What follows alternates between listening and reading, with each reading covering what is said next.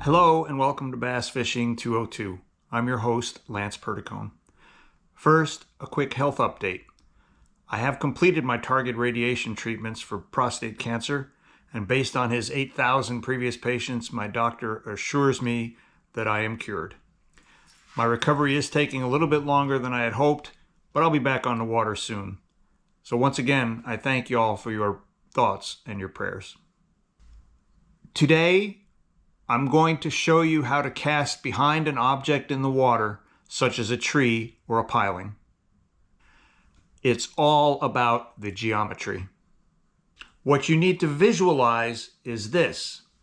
Your bait is not launched from your line of sight, that is your eyes, but rather from the tip of your rod.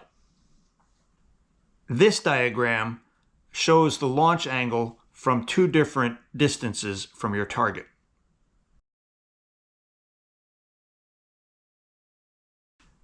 In this example, the tip of my rod is 10 feet to the right of my line of sight.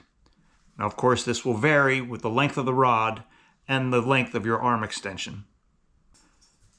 That means, with proper positioning and the proper cast, your bait will fly and land directly behind the tree from your line of sight. So how do you maximize your ability to cast behind the tree? There are three important factors. The first important factor is boat placement. The closer you position your boat to the object, the greater the angle that's created with the end of your rod. So the easier it will be to put the bait behind that object.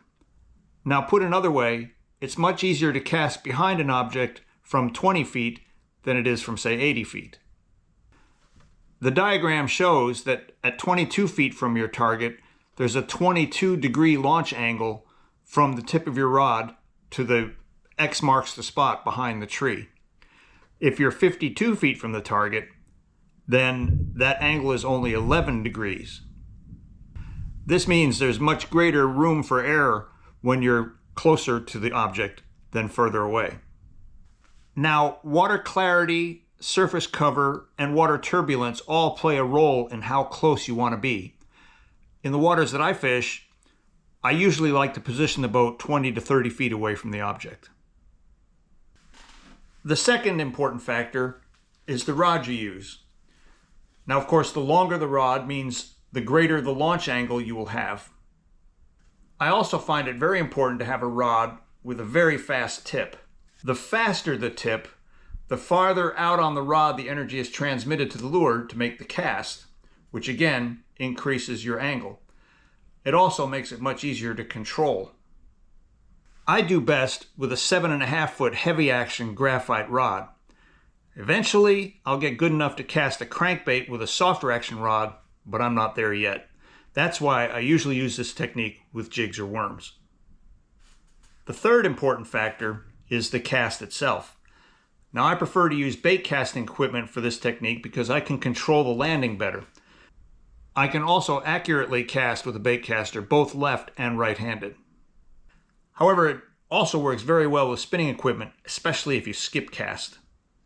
In either case, it's important that you keep your rod nearly parallel to the water throughout the entire cast so that your bait flies parallel to the water and does not catch the overhanging branches.